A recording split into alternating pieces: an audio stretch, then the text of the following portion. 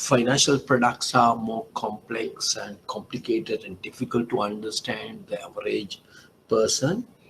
And also, and it is the backbone of the country's economy. And likewise, there are many reasons why regulating financial institution is important.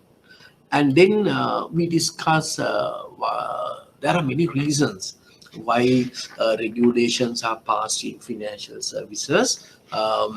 Then those are, we call them as to first one, to protect customers, to protect customers, and then to maintain the soundness of financial institutions, to maintain the soundness of financial institutions. That's the second point.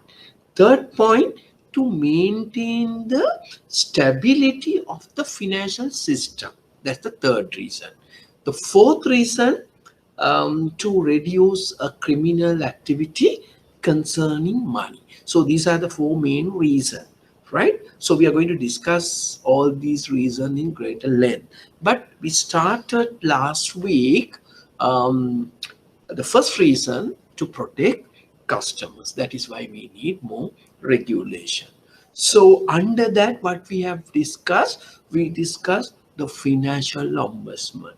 So what is the objective of financial ombudsman, and who is the present financial ombudsman, the methodology of a financial ombudsman, um, and what are the institution covered under financial ombudsman, and things like that we discussed in a greater length last week.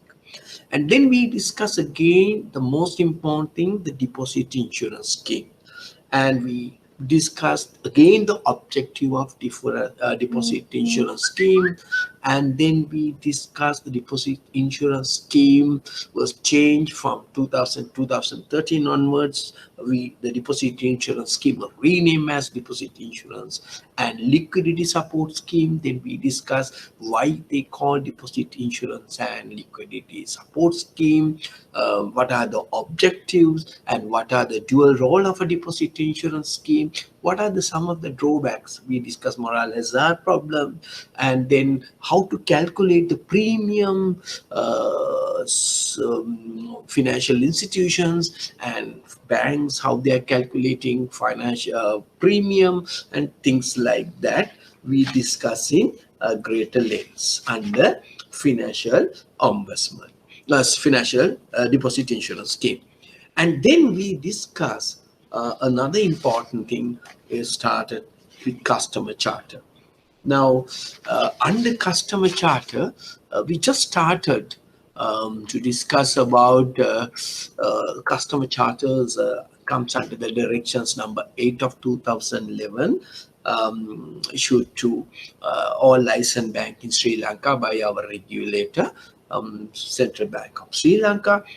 And then we discussed the introductions, and the customer charter provides a guidance to the licensed banks, right, to adopt a code of conduct on customer protections. That's a customer charter basically. And as I told you last time, customer charter look after two aspects: the responsibilities and the duties of financial institutions towards the customer, as well as what are the distribution, what are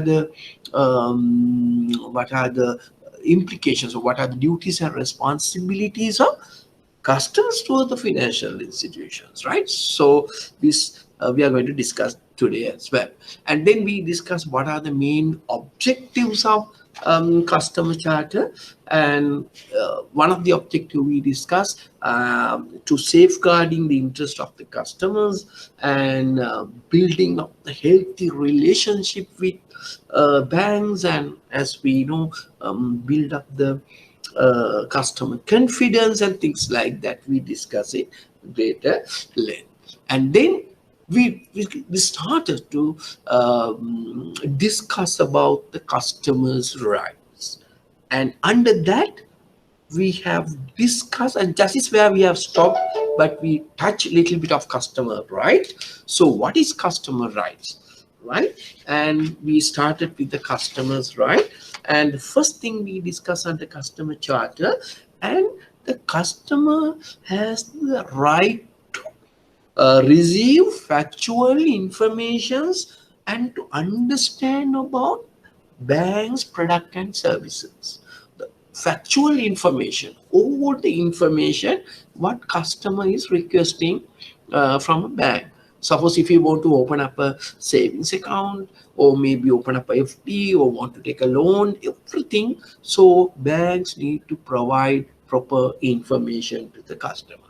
For that, for that, banks need to prepare under customer charter a separate leaflets or brochure pertaining to each and every product, maybe either savings, credit, or services. For that, so licensed banks should have what you call key fact document. And there we have stopped last time. So what are the component of a key fact document? What are the minimum information in KFD? That is key fact document. Key fact document in another sense is basically product features, things like that, right? Okay, now let's look at it with this question. Now this question came on 2017 March in your paper. Only 2 marks, right? Only 2 marks is given for this question. So read this question. As per the customer charter, what are the basic information that should be included in the key fact document? It can now, maybe this year, it can come from a long questions, right? But earlier these questions came in 2017 as a short question. So then, so you know, I told you how to write MCQs answers and how to write long questions. That can come in long question, right? Now there are so many things you need to incorporate. Now, since this was given only 2 marks, you don't want to write the lengthy answers. Only you can put maximum of 4 points is enough. But that same question comes in the longer type question. So then you need to write a little bit of that, more on that. Okay, as I discussed last time, what are the things you need to, basic information you should be included in the key fact document, right? Okay, first point, what are the minimum information? Descriptions of product and services, details of product and services, right? And what are the financial and other benefits to customers? Now, say for an example, savings account, for children's savings account, for example. Okay, maybe the brand name, you have a brochure. What are the benefits? What is the interest rate? What are the other benefits you're going to get other than the interest rate? Maybe gift for insurance cover, whatever. And then you have to explain how to open an account, right? Now, procedure to be followed to obtain a product service. And what are the terms and conditions? What is the age limit? Things like that. So if you want to take a loan, how can you withdraw the money and deposit the money and things like that. And then, so more common complaint handling procedure. If you have any problem, how to complain to the bank if you are not done your interest rate calculated properly by the bank or not given your promise gifts or whatever and things like that. Okay, so these are the things you need to mention, incorporate it under minimum information. That up to this point we have discussed last week, right? Now we are going to continue from today from that point onwards. Okay, another important things in according to the customer charter, there are some information you need to show to the general public at your branches. Now, suppose if you are working in a bank, in a branch, now you go and you may be already aware, but you now, when you go of a bank tomorrow, see those informations are available in your branch, because central bank come and watch all these things, whether you are certain important information you are displaying to the customers. That is why it called mandatory displays. Now, most of the time earlier, what happened, we have a piece of notice board that put all the information. But now today, all banks are having some digital electronic displays. Now, what they are using, you put it to the digital display, it's rotating all this information. Now, let's look at it. What are those mandatory displays in banks, right? Already. Okay, first point. What is the first point? Required to display all these things, right? First point, current interest rate on all products. So now, can you remember? Now, I think you are remembering now. You put all your interest rate display in your maybe digital TV spot, or maybe you are displaying in a place where the customers can see. All interest rates you need to display. What else? Then buying and selling rate of foreign currencies, dollar price, how much you are going to give this month today, right? And most of the time these information are fed by the head from the head office. So you need to only switch on the all these electronic gadgets, right? Okay. Third one, credit rating of the bank. Now, you know, according to the Central Bank of Sri Lanka, every bank, every financial institution need to obtain a sort of a credit rating from the respected or reputed rating company in Sri Lanka. Fitch rating, like that, basically, right? So you need to, they come and look at it, your organizational operation activity structure and things like that. They give your rating to you, and those rating must display in your branch premises. And also remember another important thing. Now, when your bank advertise in a newspaper, especially newspaper, some advertisement, so you need to mention your credit rating of the bank. It may be, it may be, it may be triple A, likewise, right? So I'm going to discuss what is credit rating, and what are the advantages of credit rating. Only credit rating is only important to the bank. Why not having instrument credit rating for instruments, credit rating for country, credit rating for your bank, like that. So we are going to discuss separately credit rating under confidentiality management, right? Okay. Now you have to remember, you need to show your credit rating. Next one, why it is important and things like that. Then, and can you remember we discussed, when I explained to you about the financial ombudsman, right? You necessary to mention, or you want to show financial ombudsman contact details in your mandatory displays, right? Not only the financial ombudsman, you need to show the credit counseling center, which I'm going to discuss from now, another 5-10 minutes times. I'm going to discuss what is credit counseling center, right? Okay, right. Next point. So then you need to put also banking hours. Now, from 8:30, 3:30, or holidays, all you need to display to your customers. Those are mandatory displays. And the next one, any other relevant information, right? Any other relevant information, right? These are some of the mandatory displays in banks. And up to now, so far, no questions asked for the last 11 years, no questions asked by the examiner, mandatory displays, right? Okay, so therefore there may be a chance of asking a question on this area.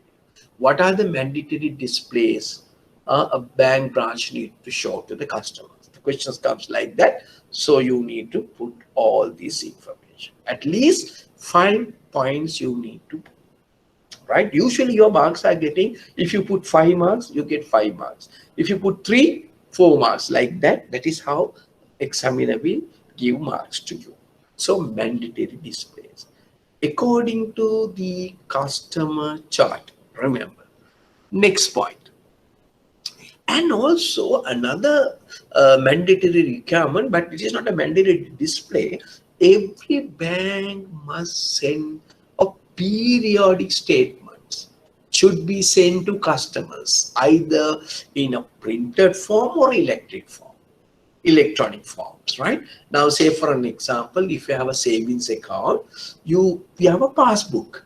So all your transactions are recorded there. Or if you have a current account, also you are given a piece of paper. Or today, more banks are giving in electronic forms. You have apps, so you can log in. You have a password. You can log in. You get all your transactions done to your account at the to be given to you, right? And also you see the credit card also, and you have, when you look at your credit card, you see there are some important points, right? What are the credit card you can see? Minimum payment required. That's just one, no? Minimum payment required. Second, your credit limit, right? Your transactions and things like that, and any late payment fee, right? It is mentioned in your credit card. So those are mandatory things according to the customer chart, right? So these are also a bank duty to give all this information to the customers. And also remember, it is a duty of banks also to create financial literacy programs. Now that is why you see some banks are conducting school awareness programs, call some small SME sector people and educate them, right? It is a duty of banks to conduct some educational programs to develop the financial literacy of the employee, of the customers. So I'm going to discuss little later on what is financial literacy, what is financial education, what is financial inclusion, and things like that. I'm going to cover the next couple of slides, right? Okay. And then also important things. Now, who is going to practice all these things? Who is going to practice all these things? The employees, the bank employees like you all. You are the people who are going to communicate or maybe adhere to that. So that is why when you get an appointment letter, now people who have already there, maybe now you will remember you sign one document, no? When I got the appointment letter, but what is the documents you write? We are going to discuss that also. That means, but confidentiality, the secrecy. I am not going to disclose any information, customers' information to third parties, right? Under certain condition, except for certain conditions. You sign because you are bound to maintain the secrecy. And the second one, remember the people who join. But some of you maybe joined bank maybe before 2010. But at present, now you too also need to sign code of conduct, customer charter.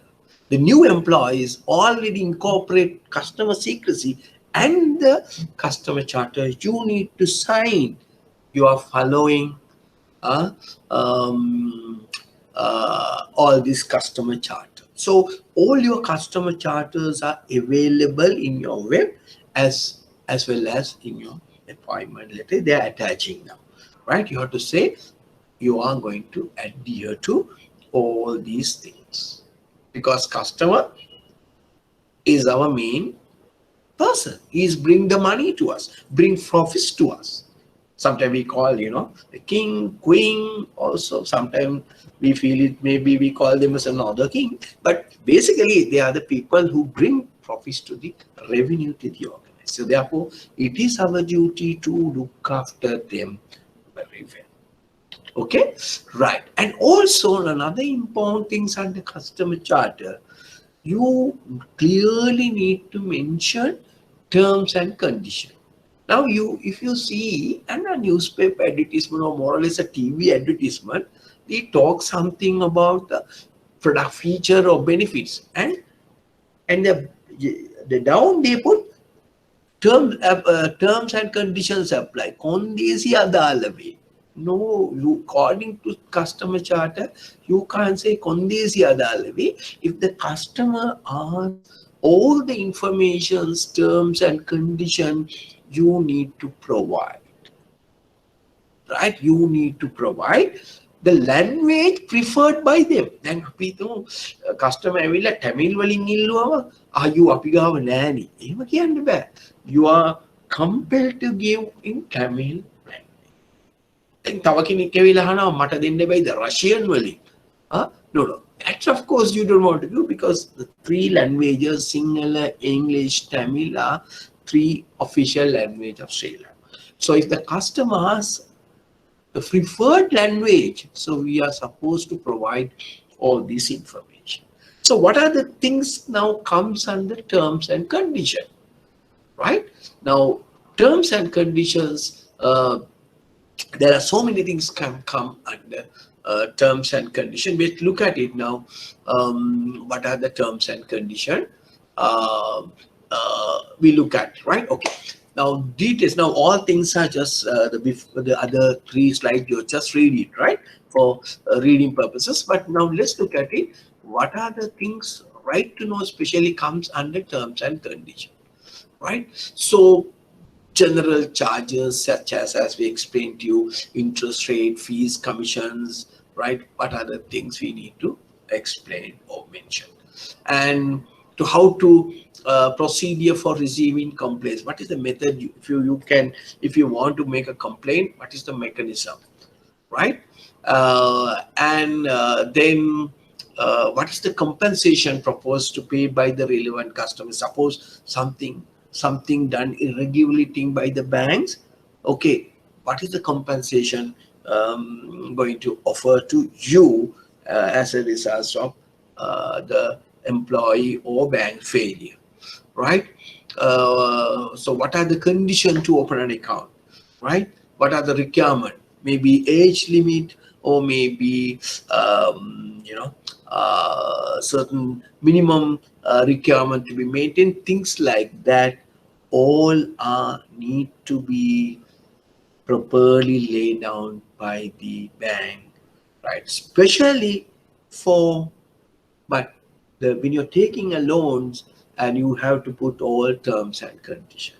Now you may remember I also talked to you maybe 2-3 weeks time, and we had a very strategic issue.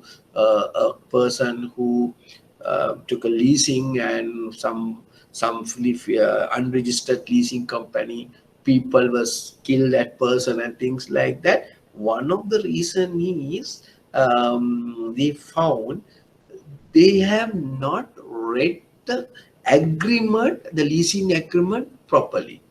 That is because maybe these agreements are most of the time in English. That is why we compel to ask in writing, in Sinhala, a preferred language. So those technical terms are difficult to understand. So it is a duty of a particular organization to explain each and every word, technical word, what is meaning, and under terms and condition they have put it. Okay, right. Then and also again another important thing is the employee's job is to inform any suspicious transaction done by the customer. It has to be employee need to be informed to the the bank official. I have covered that part under KYC under separate section. Okay, right. So then, what else? And then another important area, a compensation from withdrawals or cancellations of product and services.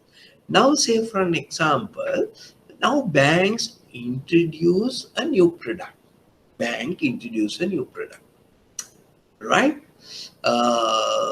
So if bank is going to terminate that product, suppose now earlier, now say for an example, bank introduced some annuity products. You know what is annuity, right? We discussed annuity product. So you need to deposit, maybe now enter into a contract with you, 1,000 rupees per month, and from once you reach 55, you may get 1,000 rupees till you die, something like that. So you know the mechanism how they calculate. Now they want to, I mean, the bank don't want to continue this product because bank is losing having products like that.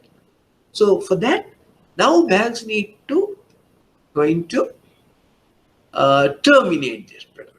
So in that case, remember, prior notice and concern is essential for such an action. Bank just can't close on any account, right? So for that, you need to pay a compensation for withdrawing of that product and services if you are going to do. Right? They can stop for new opening, but people who are having, we need to be continued.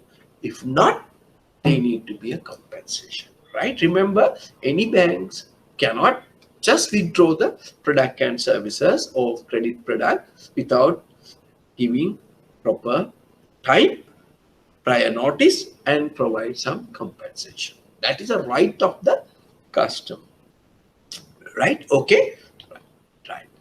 Then you know another important area in customer charter. Now you see, we learn a lot from customer charter. So you are bound to adhere to all this code of conduct, right? Right, because you have already signed when you're getting your appointment letter. Now, protection from agents of banks. Protection from agents of banks. Now you have noted sometime, now banks are appointing agents to work behalf of the banks. Now say for a good example, now think about post offices. Post offices.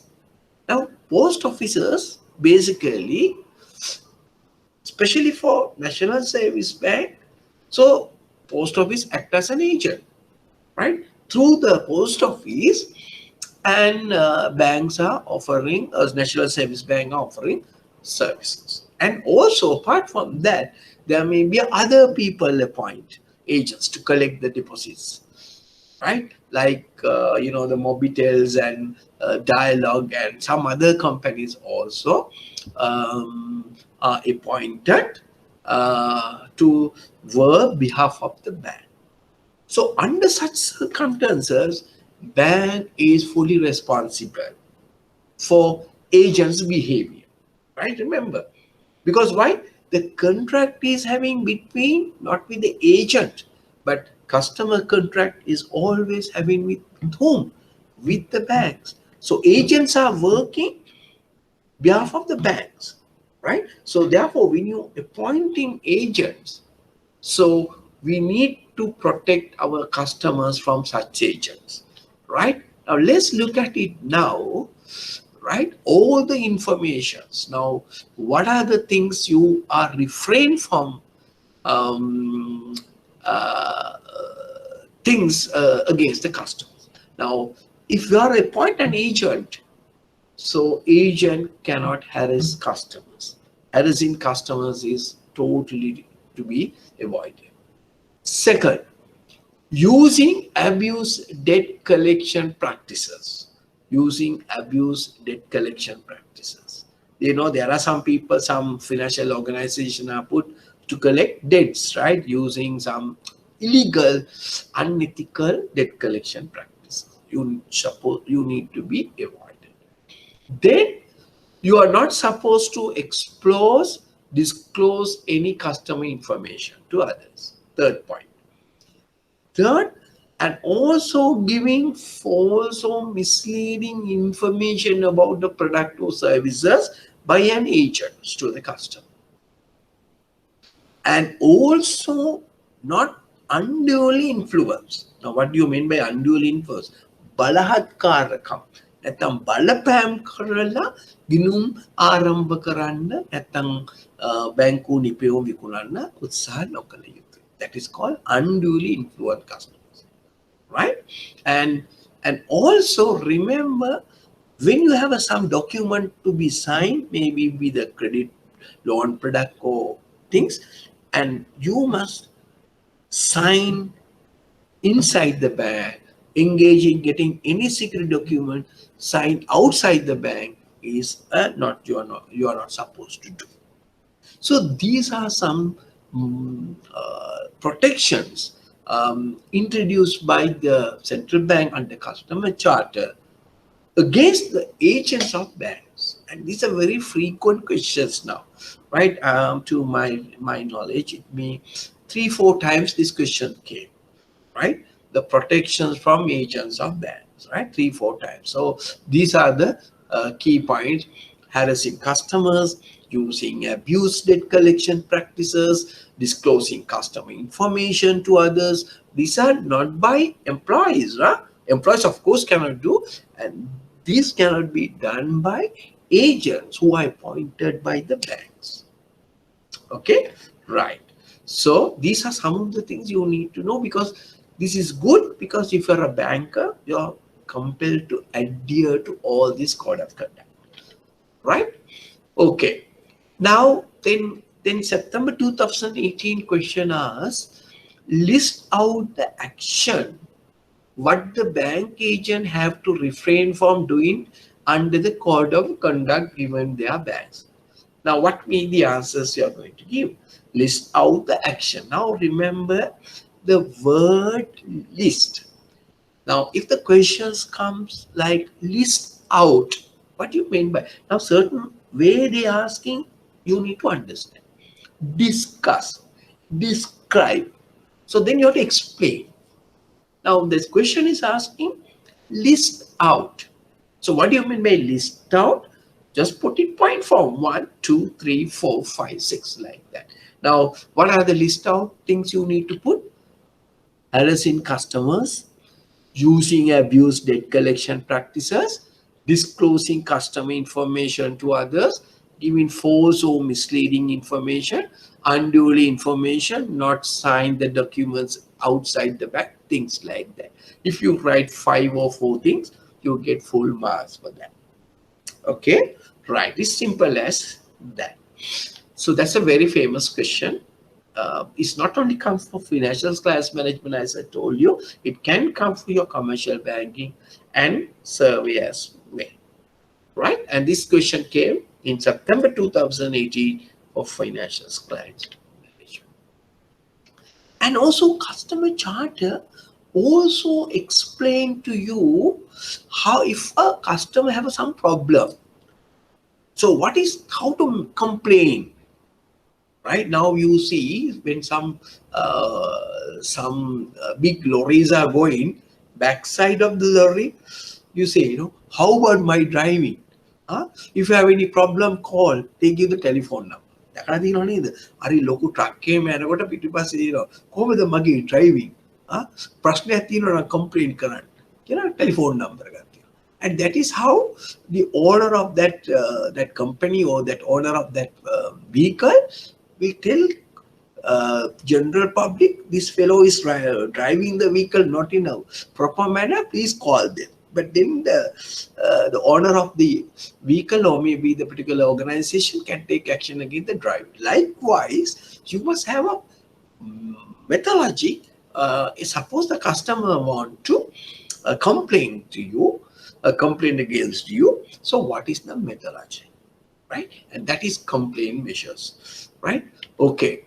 So usually adopt a written procedure for complaining handling. You have to mention. Now sometimes you see, sometimes you say suggestion box, complaint box. Some even for government institutions, some places you see box, right? And if you have anything, you can put it that complaints. Or you can, sometimes they say, they mention the chief of executive officer or some person who are particularly appointed for that particular purpose. You can write to them, they give, or maybe they have the Gmail number, email number, and things like that, right? Or telephone number, you can complain. It's a duty of the bank to provide the methodology, right? Then again, now you need to recall about the ombudsman. Now I told you, before you go to ombudsman, what customer need to do? First, you need to make a complaint to the particular branch or particular bank. Then only you can go to the ombudsman. You can't straight away go to the ombudsman, right? So for that, so bank must have a proper complaint procedure established, and it is a duty of the banks to respond all these complaints quickly as possible, provide some speedy resolution, and contact details of specific officer handling complaint. Key contact point is mentioned in your uh, customer chart, to whom you are going to complain, right? All informations. Uh, or maybe sometimes some people may have a room for verbal complaints, things like that. So it's depend on your organization. The arrangements have been made for receiving complaint from customers, right? And you must have a system in your bank. If such complaints are received, so what is the methodology? How we are going to write to customers? How we are going to handle all these? Mention. Usually, when you get a complaint, you say we have received your complaints. Now you say we have complained to email, and what is immediately automatically comes? We have received the complaints through email. So if you are not response to you within a 3 days working time, please call this number. It's automatic renew. Something comes to you, then you can follow it. Right? So all banks are now must have some complaint handling procedure, right? Okay. And remember, a bank must have a dispute resolution mechanism, right? BRMC can, you know, what is that? You may learn under commercial banking, board integrated risk management committee. All these complaints may goes to that particular board subcommittee. Okay, right. And also, that's another area. Then another important things under customer charter, a special attention and care. Right? Now, customers such as elderly, maybe disabled, or we won't say disabled, right? Uh, right? So customers with low financial literacy have a right to receive special attention from the bank. That is why now you know that when you see whether your bank branch, you are having the steps to getting to the branch, but you must have a RAM facility. It's a compulsory thing. Suppose a guy come from a person come with a wheelchair, so he can't climb that steps, no. So you must have a separate access. All bank branches must have a ramping access, like supermarket. Why supermarket having the ramping access to take the trolley there? No, so that's a separate issue. But for bank, remember, special attentions need to be given for elderly people. That is why we have a specific accounts. No, senior citizen, specific interest rates is given to them. Specific counters are established for them, right? Because it is our duty to look after, the bank's employees are duty to look after customers who may have some disabled, maybe elderly people, low financial literacy. So we need to pay special attention to them. Okay, right. Okay, now up to this point, right? Up to this point, uh, what we have learned, right? Up to this point, we discuss the importance of customer charter, right? The importance of customer charter. Okay, now how Chalani? So have you understood up to now what is customer charter? Chalini, you can unmute and tell, right? Chalini? Yes, okay, right. Then we call Divani. You understood Divani? Right? You can put a chat also, right? Okay, Divani, you understood up to now? Very difficult to get the word from you, no? Right, no problem. If you understood, if you have any Subramani. Right, okay. Then Dulanji, you okay? Right, okay. Right. So we're moving back to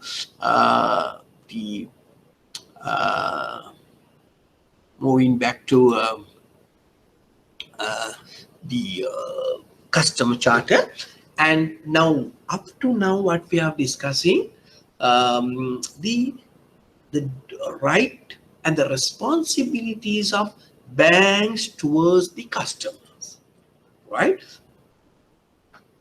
Responsibility towards customers, right?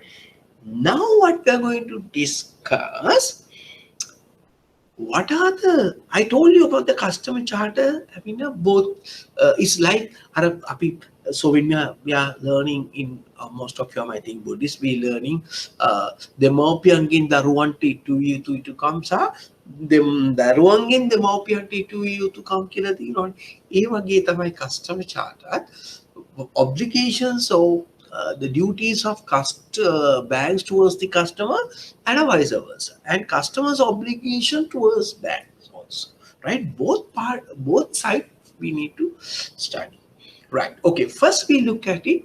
What are the customer obligation towards the bank? What is the duty for customer, right? First point, to exercise due care in all transactions.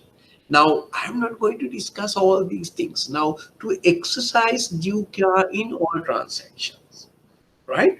Now, the students who are learning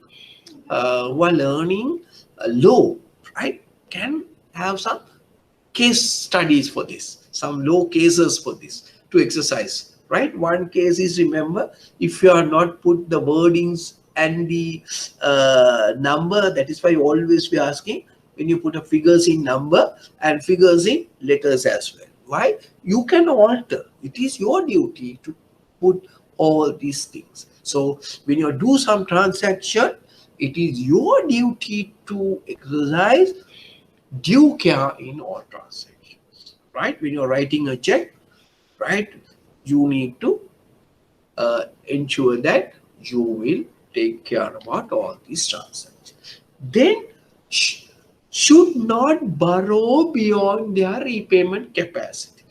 Beating මොනවා දුන්නත් නේද ණය නම් ඕන තරම් ගන්නවනේ. ඊට පස්සේ ගෙවන්න ගියාම තමයි කචල්ලේ. ගෙවන්න ගියාම තමයි ප්‍රශ්නේ. So you are the person who knows to what extent I need to borrow, right? So banks also look at it, your repayment capacity, but it is your duty not to borrow beyond your repayment capacity, right? පුළුවන් ගෙවන්න පුළුවන් ප්‍රමාණයක් විතරක් ණය ගන්න, right? That's your duty as a customer. Third one, duly pay the loans and create healthy relationship with banks. Now people are taking loans, then now banks are giving whose money for customers for as loans? Again, the customers, depositors.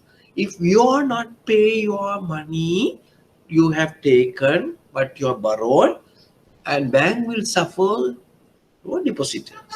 So it is your duty to pay your loan installment and whatever the things at agreed amount or agreed time period.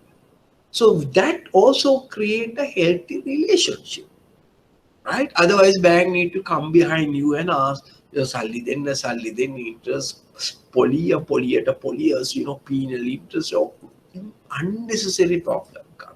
It is therefore it is your duty, customer obligation to pay the required loan installment correctly at the time.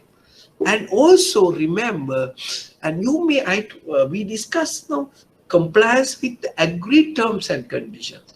Now, can you remember we discussed under customer bank right, customer's right or bank obligations? We discussed it is a duty of a customer to read, understand terms and conditions. If customer not understood terms and condition, it is a duty of employee to explain all the terms and conditions. So once you agreed, so you need to comply with these agreements, the terms and conditions. Then පස්සේ කියන්න බෑ මම දැක්කේ නැහැ මම මේක තේරුනේ නැහැ. ඒ වෙනම අර හැමතැනම අස්සන් ගන්න කිටි අස්සන් ගන්නේ නැහැ ගන්නකොට හැමතැනම හැම ක්ලෝස් එකටම අස්සනක් ගන්නවා. ඒ නිසා අපි ඉතින් ණය ගන්නකොට පෙරේත කවට ඔක්කොටම අස්සන් ගන්නවා මොනවා තියෙනවද දන්නේ. So that is your duty to read carefully, and once you agree, so you have to stick to those things, right? Okay. Now inform the bank about any financial distress that may lead to hinder the repayment capacity of loan as soon as possible. What do you mean? Suppose now you are a very genuine customer, right? You are a very genuine customer and you pay your loan installments regularly without having any problem, without going to any areas, but unforeseen happened to you.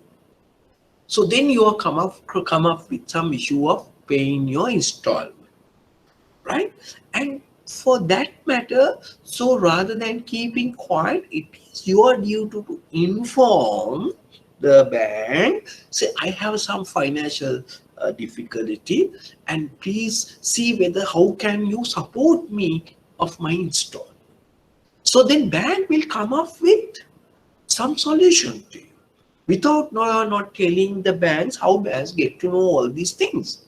So it is your duty to, if you have any financial distress, so please inform your bank people and they will come up with some solution to you. So that is your duty, otherwise banks don't know, right?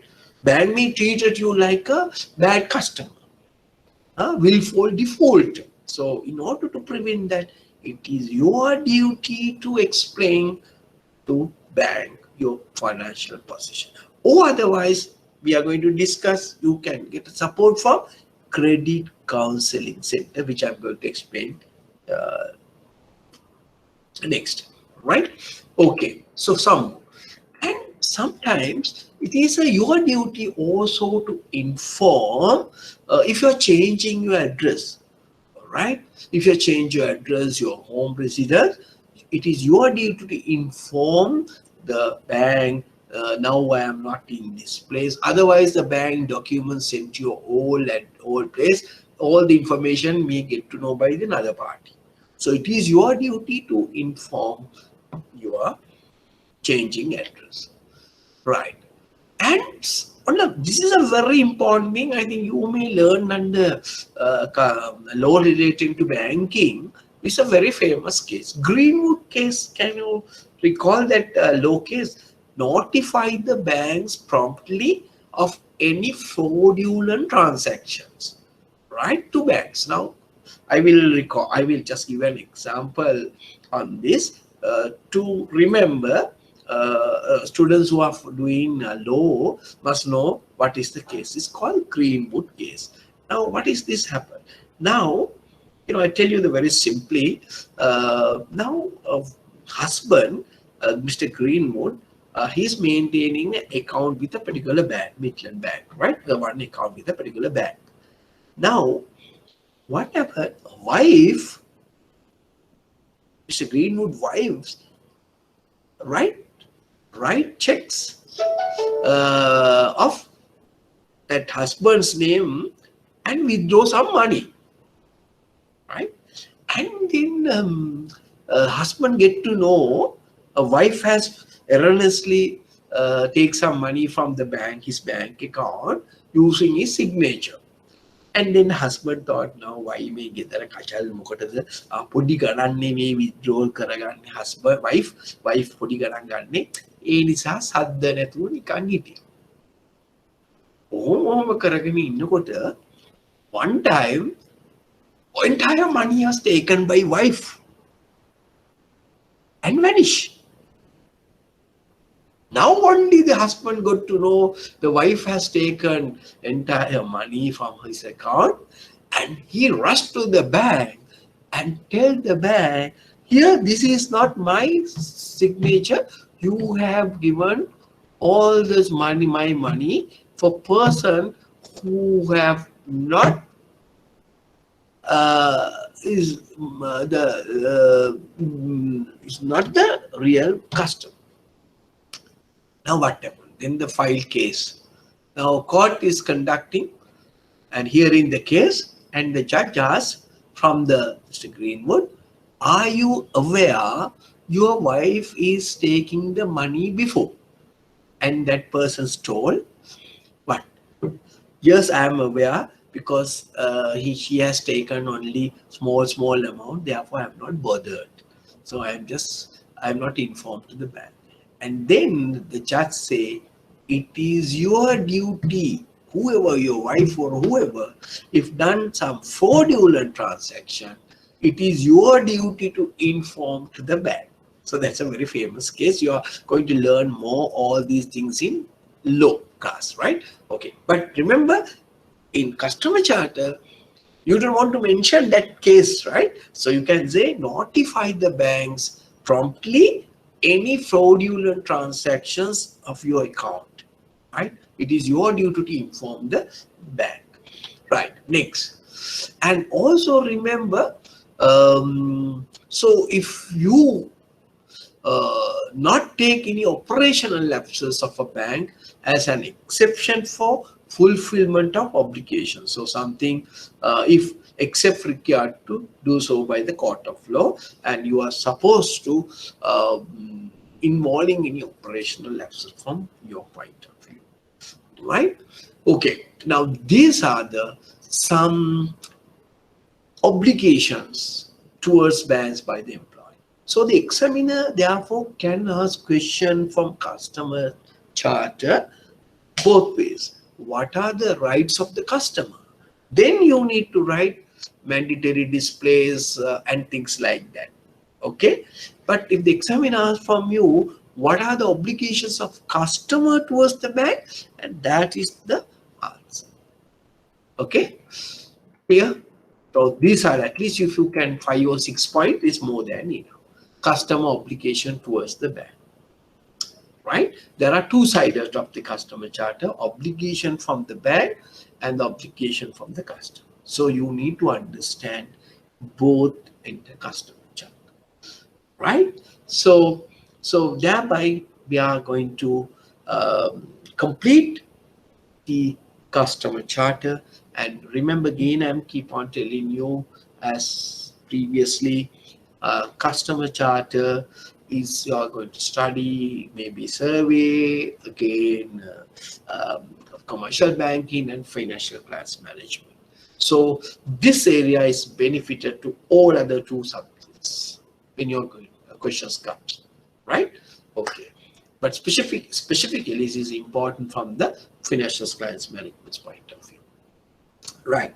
Let me summarize now, right? Let me summarize. What are the things we learn under customer charter, right? Okay, what is customer charter first? Under what is the directions, right?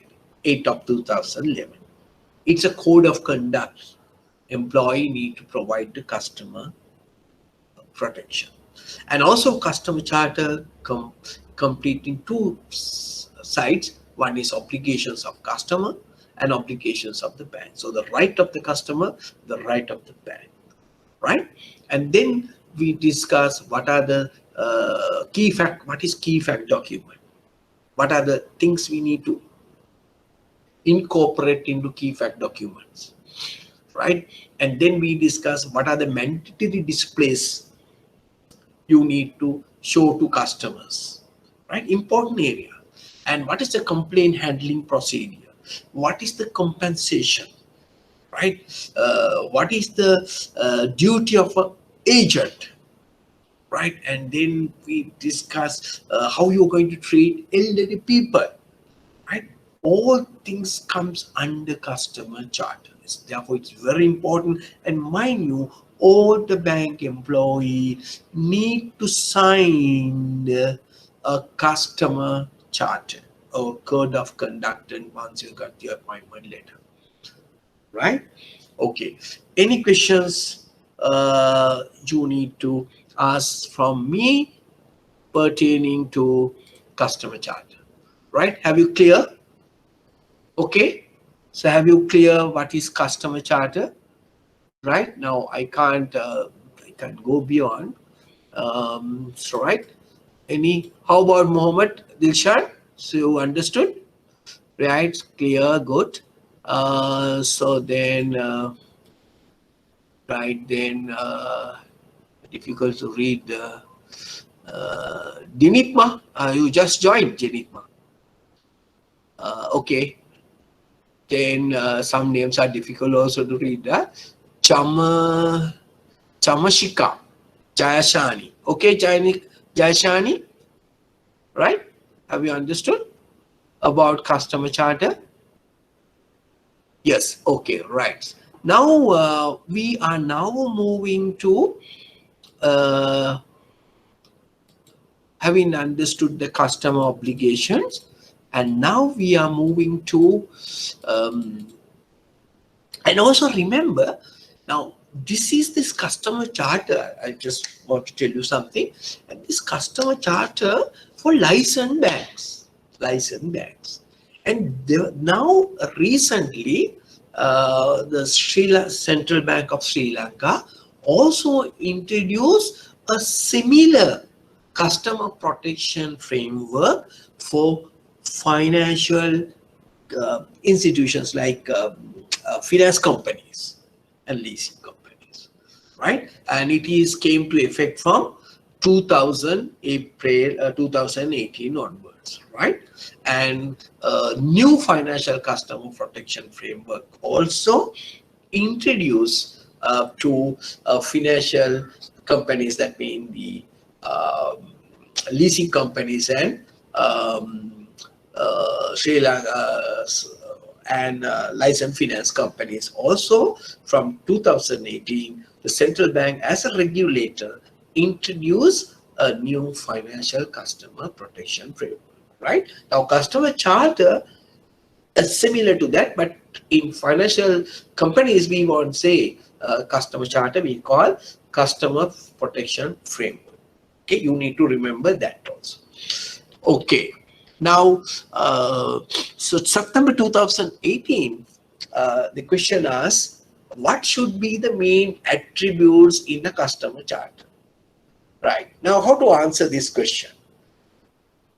What should be the main attributes in the customer charter?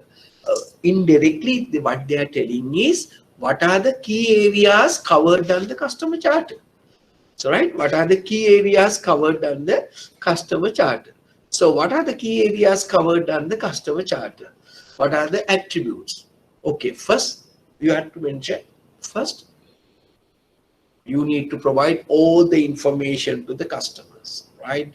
Product features, benefits, right? And give terms and conditions about the product and services, right? There are something you need to show to the customers at the branches, mandatory displays, right? And you must give periodical statements to the customers, right? Periodical statement to the customers in form of electronic or physical form. And then Then what else? You need to look after your customers, not to when you are appointing agents, aware that you are not harassing the customers through the agents.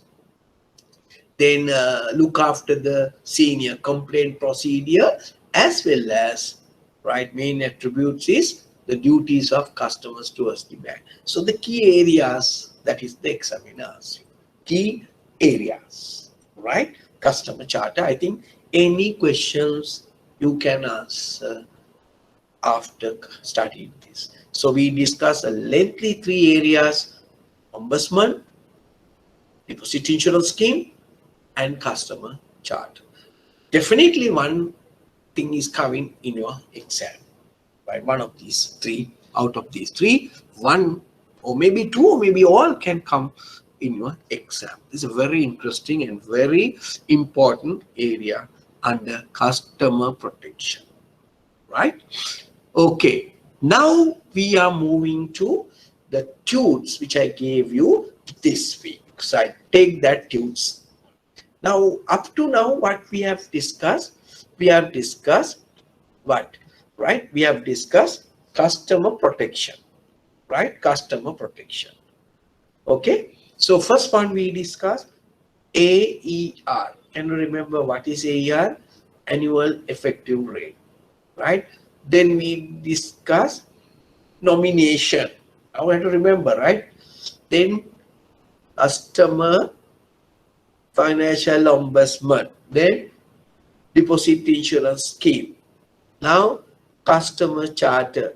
Those are the 5 things up to now we have learned what actions taken by the regulator and the bank to protect the customer. Okay, now we are going to learn more, but before that I told you I'll give you some model questions, not pertaining to this area, something what we have learned last time. Okay, now read this question. Banks and financial institutions cater to the financial needs of various categories of customers. Identifying the importance of each of the following categories of customers and explain financial product services that you propose to provide to each and nature of specific marketing strategy to attract each customer category. Now, so far, now can you remember? Can you remember? Can you remember?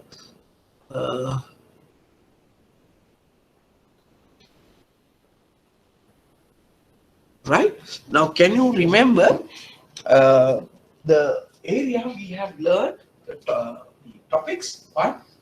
Right? First, target group. Oh, first, okay.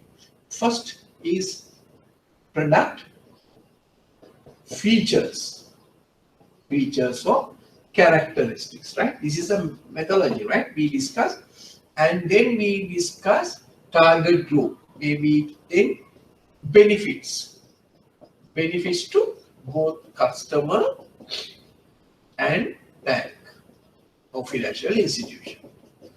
Then we discuss fourth one as what? Risk, right? Risk to bank customer and risk to bank,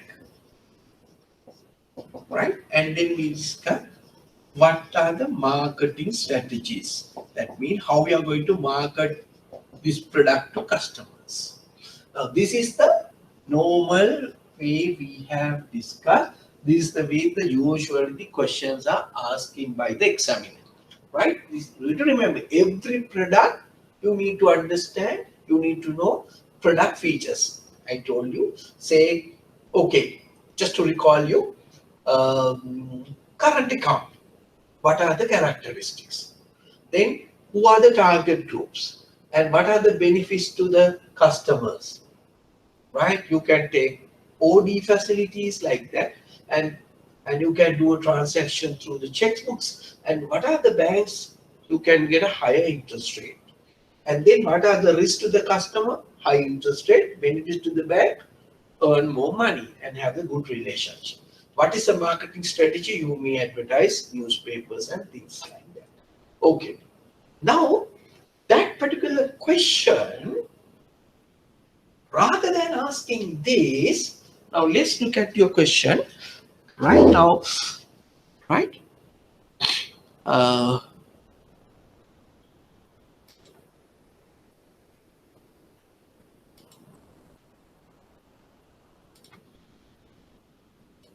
right. Then, okay.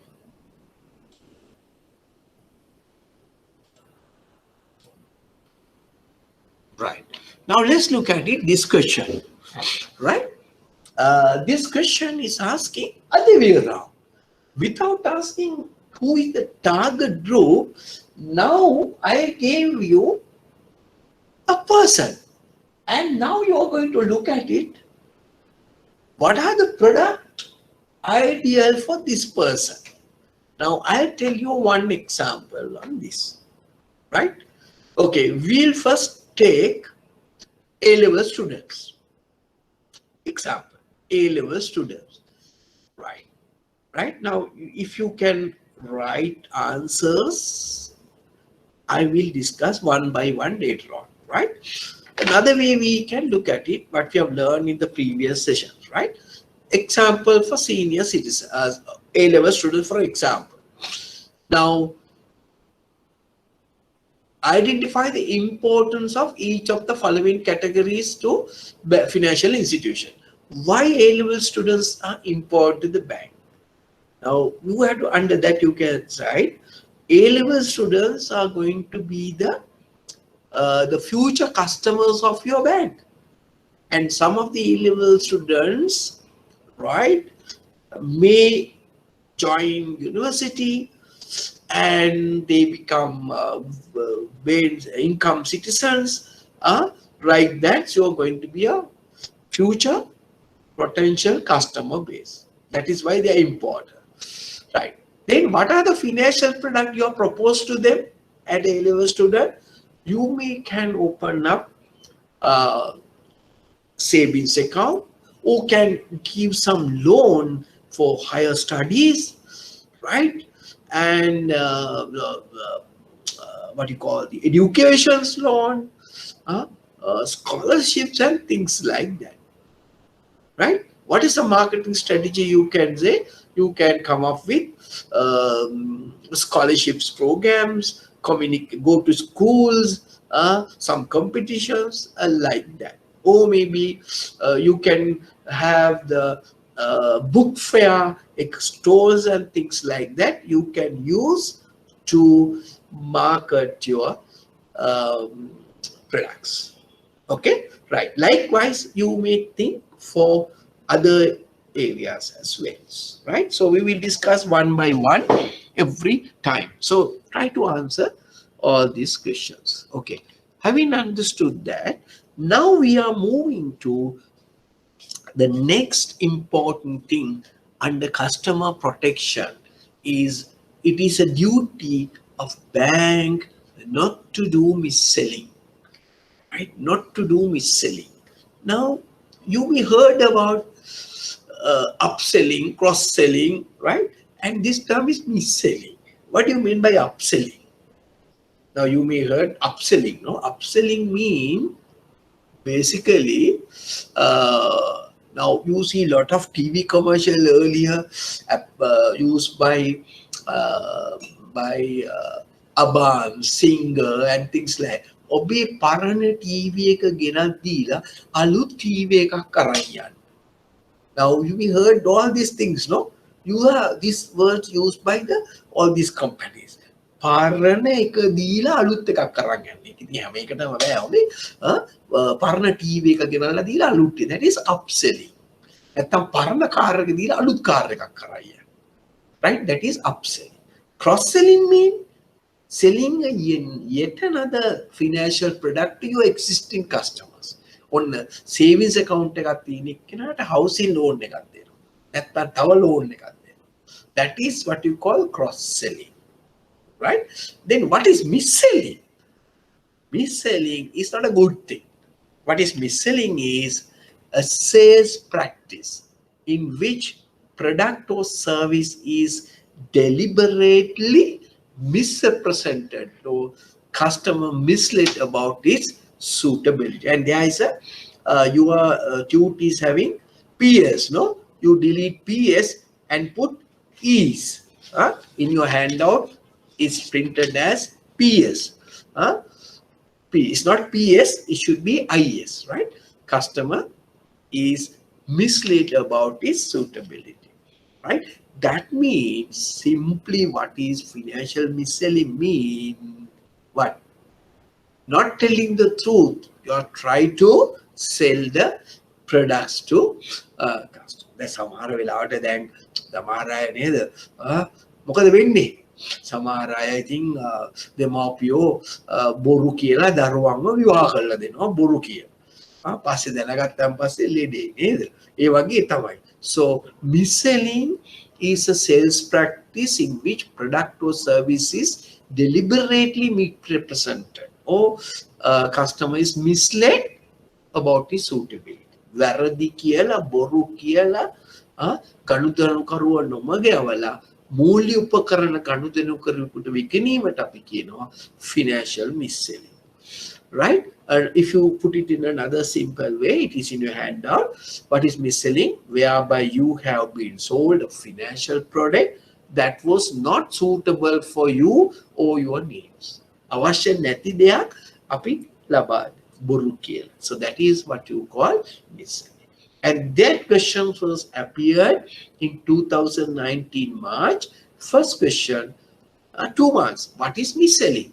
What do you mean by financial mis-selling?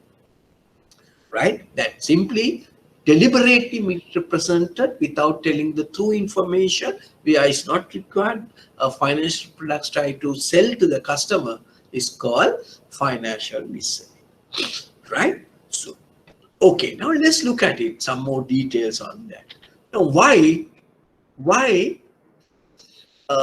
we do like this, right? It happened basically aggressive, ignorant, or incompetent sales tactic. It's not a good thing, right? And it is a failure to advise the customers properly, and maybe sometimes the customer don't want because the bank have given targets to the employee try to do that, right? So mis-selling can be taken place like this, right? And customers, I told you, some people are not understand the risk which are not understood by them, right? So therefore sometimes he may become suicidal. Suppose you go to financial institution and he tells, okay, mama දෙන්නම් වාට පොලිය 115යි 20යි මේක වැඩි වේගෙන යනවා. අන්තිමට එයා customer ඇවිල්ලා යාගේ තියෙන ඔක්කොම තැම්පසු ඒකේ දානවා. දාලා මවා පපනවා චිත්‍රයක්. එතකොට මොකද වෙන්නේ? මේවා ලැබෙන්නේ නැතුණාම මොකද වෙන්නේ?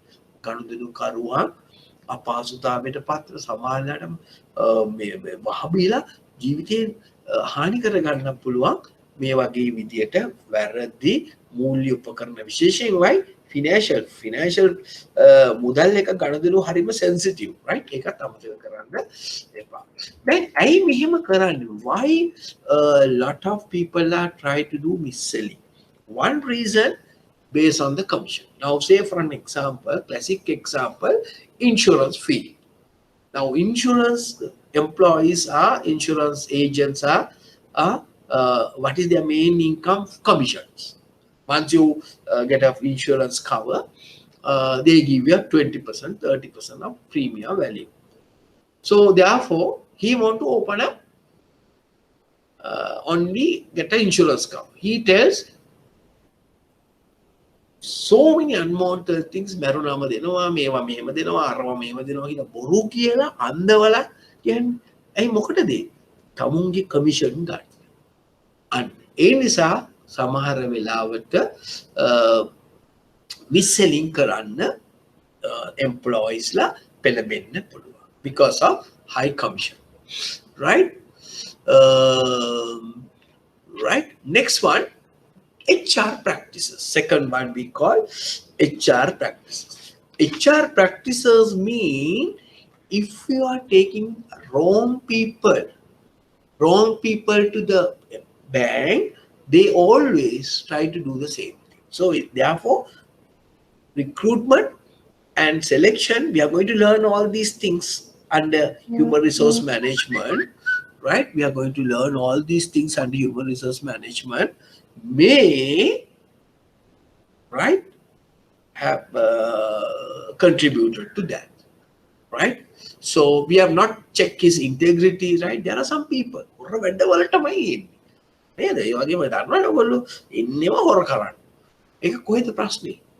so that is the selections problem, right? So therefore, these people are tend to do some mis-selling. So as a result of mis-selling, remember, so banks, because of employees, maybe the bank's management sometimes, because have done mis-selling, and they have to come across with lot of issues. What? Fines by the regulators. Then loss of reputation. Maawa cheat kala kila ayatini kirti nami. Right? Customer redress, word of mouth, they are telling to each and every person. So therefore, right? So it can be a bad situation for your organization. So as a result of that, what is the best methodology?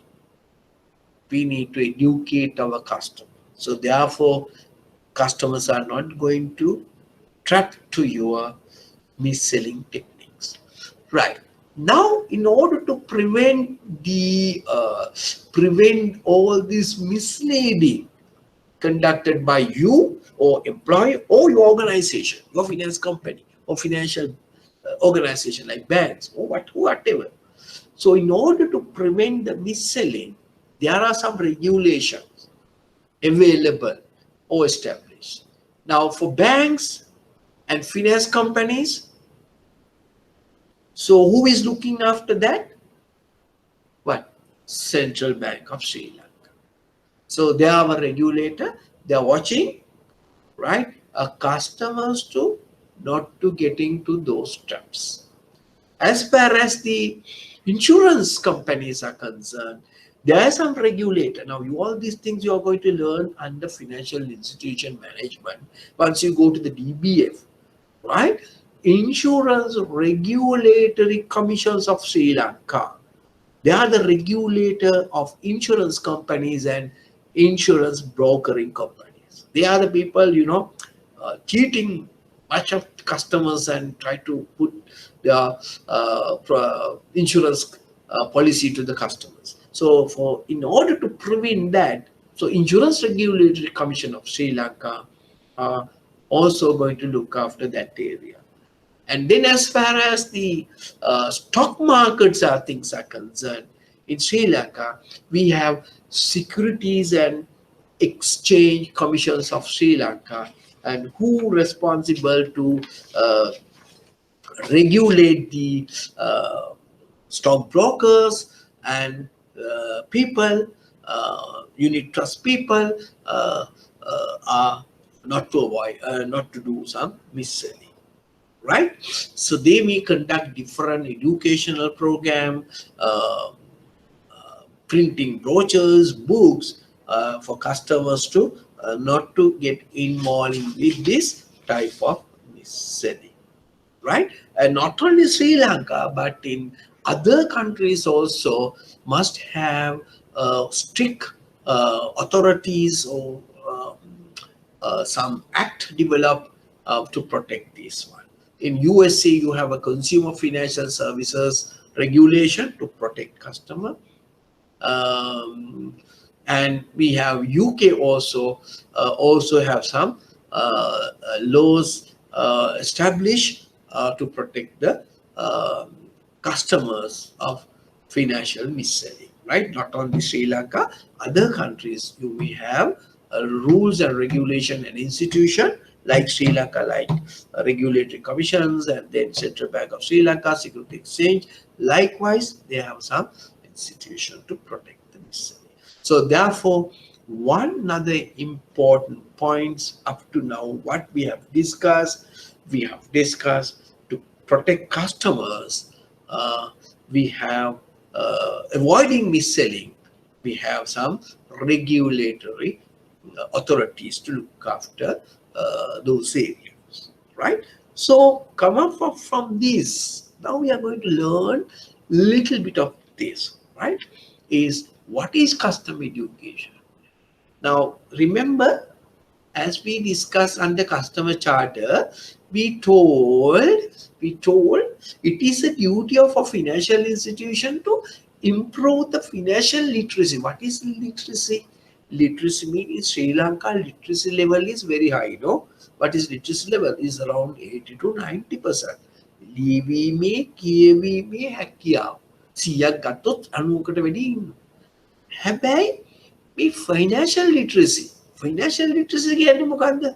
Financial literacy කියන්නේ මූල්‍ය ආයතන පිළිබඳව, මූල්‍ය උපකරණ පිළිබඳව, එහෙම නැතිනම් මූල්‍ය පද්ධතිය පිළිබඳව, මූල්‍ය ගනුදෙනු පිළිබඳව සාමාන්‍ය පුද්ගලයෙකුගේ දැනීම.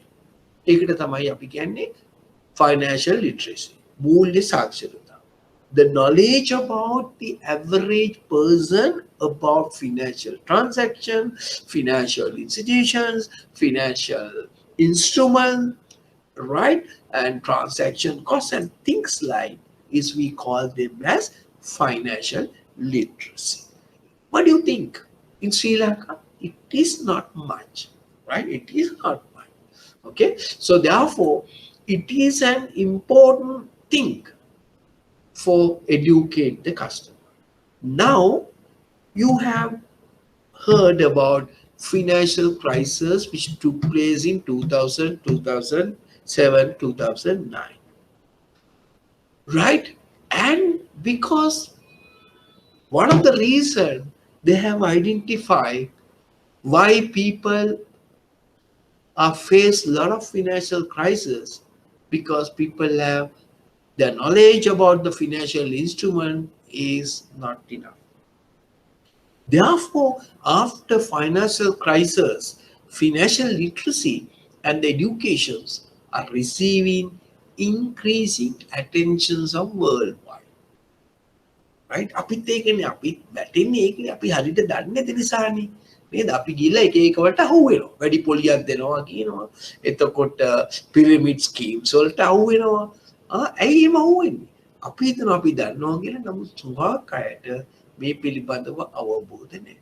අපි කොච්චර කිව්වා සමහර වෙලාවට ඔබගේ රහස් සංඛ්‍ය දෙන්න එපා කියලා ඒත් දෙනවා. Now why is that? They don't know the gravity of this. So therefore it is our duty of financial institutions duty to educate the financial, improve the financial literacy level and improve the educational level. And that is their knowledge. So they may not get into those traps. So what are the benefits therefore you are going to get? Going to get of financial education. So more financially literate population. Now I think there's something missing in your handout, right? Please write down in your handout. It is only put a more financially literate population. No, write down after that can take proper decisions on investing in financial product or services, right? Please write down. It is not there in your handout, the balance part, right? Please write down a more financial literate population. That's only then you write down the balance sentences in your handout.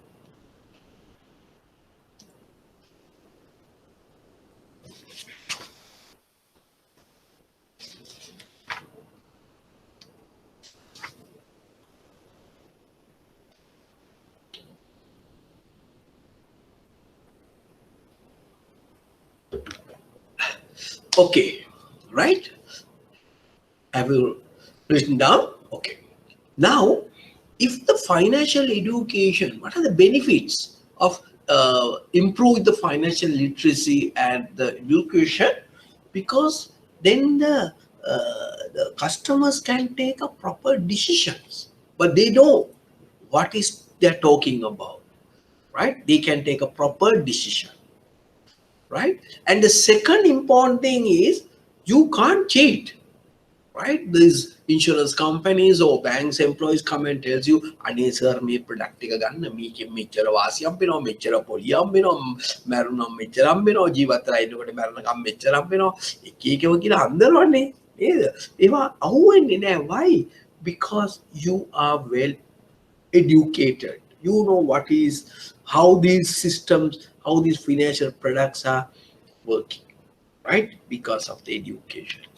And then better education, financial education, right? Households and SME entrepreneurs can reduce financial stability risk. So if a lot of our SME people, housewives and these women are, why they go for unauthorized lenders? Why? Because they may not know it. Right? And that is one of the reasons why SME loans defaults are increased, because they don't know how to handle their loans, right? That because they don't have much education, right? Okay. Then, and also remember, the better financial literacy will improve the retirement plan at the old age. So now only I am planning, if I'm not getting any pension, right? How I'm going to live after my retirement. Now itself, the time I am earning, I have to plan it for future earning, right? That because of your educational level, financial literacy level, right? And then, so what do you mean by financial literacy, right? Please write down this financial literacy definition. If the examiner asks from you, what is financial literacy, right? Write down. It is not in your handout, I suppose. First, write down. Financial literacy means, financial literacy means, there's a empty face there to write. Financial literacy, FL means financial literacy, means general awareness, understanding. සාමාන්‍ය පුද්ගලයෙකුගේ දැනීම සහ තේරුම් ගැනීම. මොනවා ගැන? About what? About transaction methods. ගනුදෙනු වල ස්වභාවය, මූල්‍ය ගනුදෙනු වල ස්වභාවය. අවදානම්, මොන වගේ අවදානමක්ද මට මේ වගේ ගනුදෙනුවක් සිදු කළොත් සිදුවන්නේ? මොන වගේ රිටර්න් එකක් මට හම්බ වෙනවද මේ ගනුදෙනුවෙන්? right? මූල්‍ය උපකරණ පිළිබඳව, මූල්‍ය වෙළඳපළ පිළිබඳව මාගේ සාමාන්‍ය දැනීමට මම කියනවා financial literacy කියලා. Right? So what do you mean by a financial literacy? Mean an average person or general awareness about or understanding about customers, understanding about transaction, the risk, the financial instrument, financial market, benefits, what are the things. That is what you call financial literacy, right? Okay, have you written down the definitions about the financial literacy? Right? Okay. Then under that you can say, you have already there, financial literacy is the ability to make an informed judgment and effective decision. Likewise, the earlier education. If you're financially literate, so you can take some well decisions, right? And තීරණ ගන්න පුළුවන්, judgment ගන්න පුළුවන් about the use of managing your money, right? Managing. එතනම තව එකක් මේ point එකත් ලියා ගන්න. If you have more financial literacy have improved, so whatever, it facilitates, ලියා ගන්න තව point එකක් under financial literacy. It facilitates what? Avoid financial mis-selling. So you are not getting. So you can say Financial literacy facilitate avoiding mis-selling, financial mis-selling, avoiding financial mis-selling, right? Financial mis-selling. So if you're more the literacy, you are not getting to the trap of the people, right? Okay, right. Yeah, the financial means general awareness. Okay, now we move into the next. Um, right. What measures the financial institution have to take in this regard? ඒ කියන්නේ අපිට මොකද්ද මේ financial literacy වැඩි කර ගැනීම සඳහා අපිට කරන්න පුළුවන්. අපි කියන්නේ financial institutions වලට කරන්න පුළුවන් දේවල් මොනවද? Right? You may carry informal workshops. Huh? And to use the same language where our underserved areas, that means දුෂ්කර පළාත්වල ඉන්න අපගේ ගනුදෙනු කරුවන් නැත්නම් අපේ පාරිභෝගිකයෝ එහෙම නැත්නම් අපේ තැන්පත් කරුවන් ඔවුන්ට තේරෙන භාෂාවකින් මේ පිළිබඳව දැනීමක් ඇති කරන්න පුළුවන්. පොඩි pockets meetings අර නිකන් හරියට දැන් අපි election කරන්නේත් ඒකමනේ නේද? ඒ වගේ ඇතින් ස්කෝලට යන්න පුළුවන්. Bank officers to help person with information upon their visit to their financial institution. දැන් financial institution වලට ආවම අපිට පුළුවන් ඕම දැනුවත් කරන්න. right? ඒ වගේම තමයි අපිට පුළුවන් ඉස්කෝලවල වලට ගිහිල්ලා දැනුවත් කරන්න. If you visit schools, and also you can incorporate some competition among the schools like that. So many things you can come up with, right? Okay, right. Now we are going to discuss another important area, financial inclusion, right? Financial inclusion. Now it is in a blank. You can write this point. I will give some more points also, right? Okay, financial inclusion. Delivery of financial services at an affordable cost to the vast sections of less privileged and low income group. Financial inclusion in Sinhala we call Mulya Antarkaranya. Antarkaranya. Financial inclusion.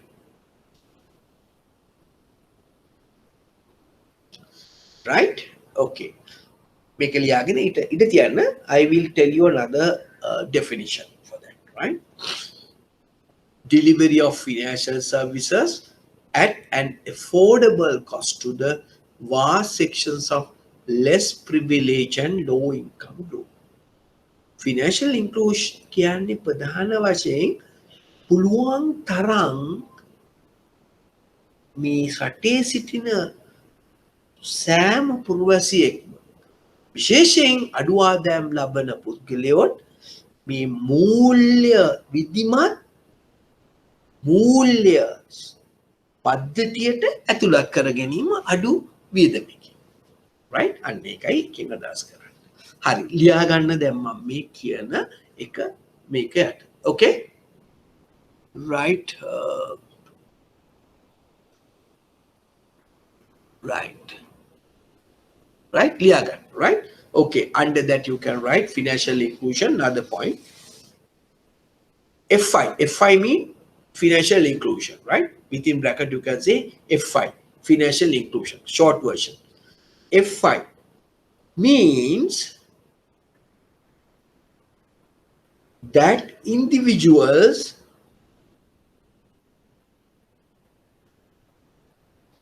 financial inclusion means MEANS means that individuals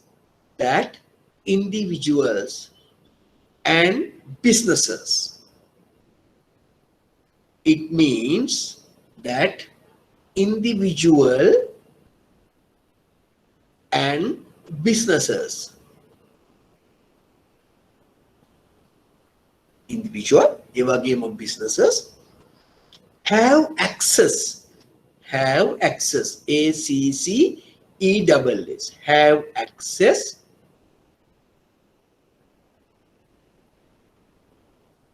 have access, access, access to useful, USE, fuel, to useful and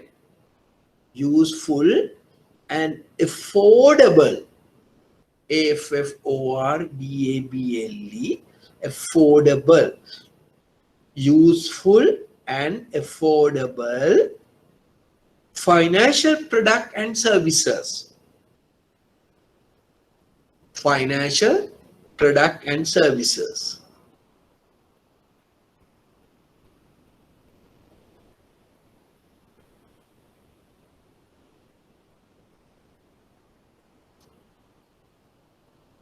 Affordable financial product and services in the formal sector.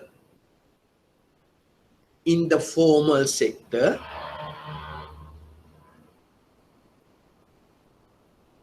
in the formal sector,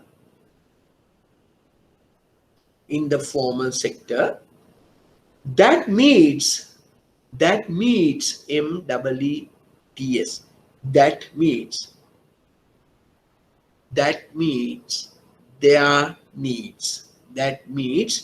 their needs. Okay, right, can I repeat it again, see whether you have put it correctly? Financial inclusion means that individuals and businesses have access to useful and affordable financial product and services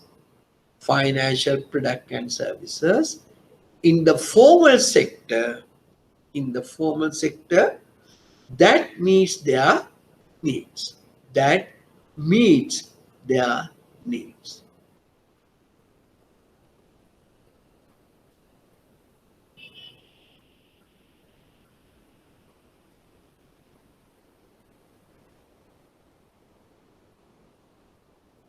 Right.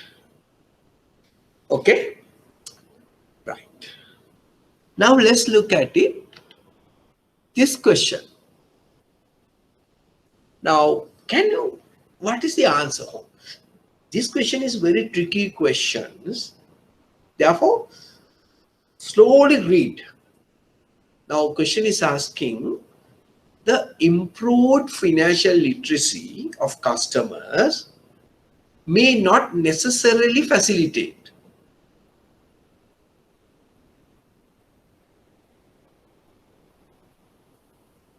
Then උදාහරණයක් කියන්නකෝ. දැන් මම ඕගොල්ලන්ට උගන්වනවා. අයි දැන් මම ඕගොල්ලන්ට මේ දක්වා උගන්වගෙන ඉන්නවනේ නේද?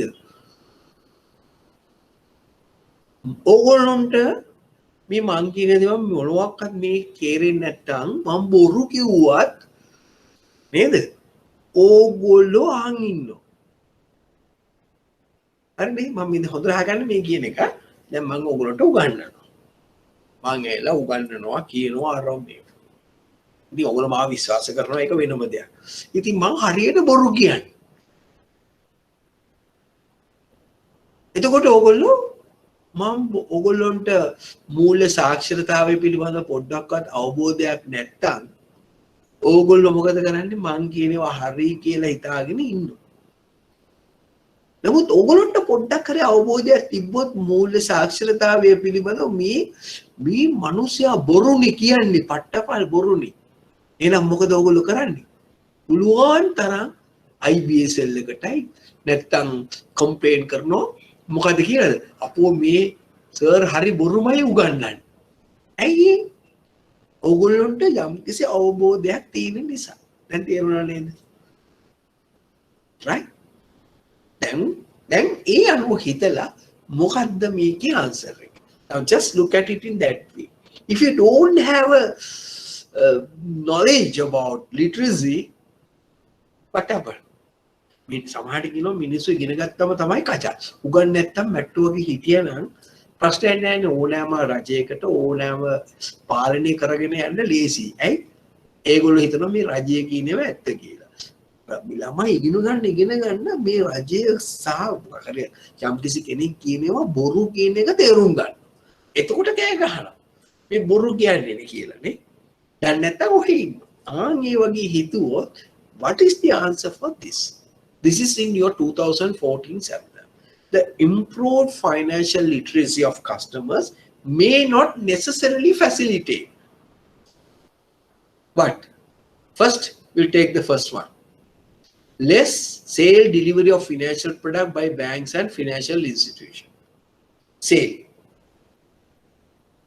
Then you look at the last one. More informed risk taken by customers.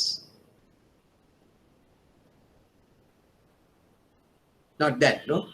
So, if you really look at the correct answer, have you already think yourself and think what may be. Suppose this question came in your exam, what is the answer you are going to put in?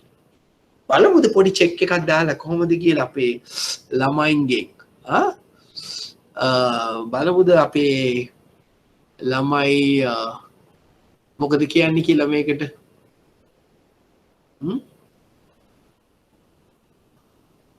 හරි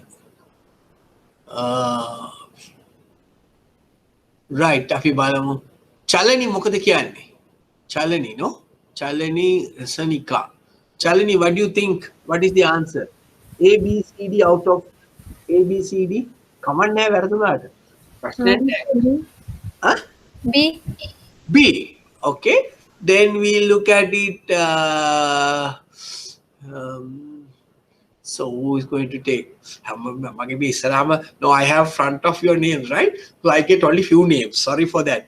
What to do? So then, Dulanji, what's the answer? Dulanji, you are here, no? Come up there. Yes, answer B.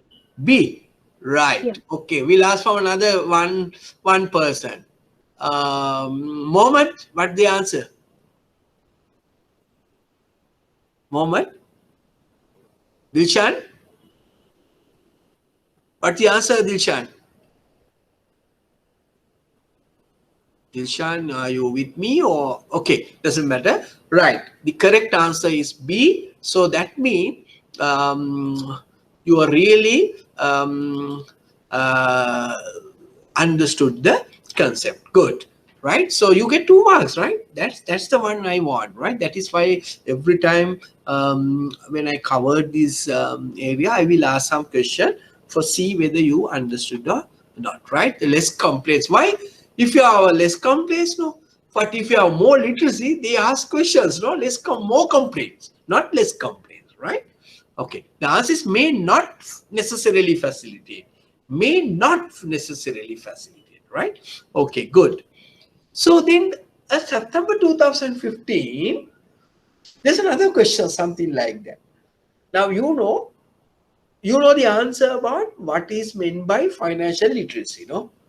Right? It means you understood, no? What is for average person knowledge about the financial transactions, financial instrument like that.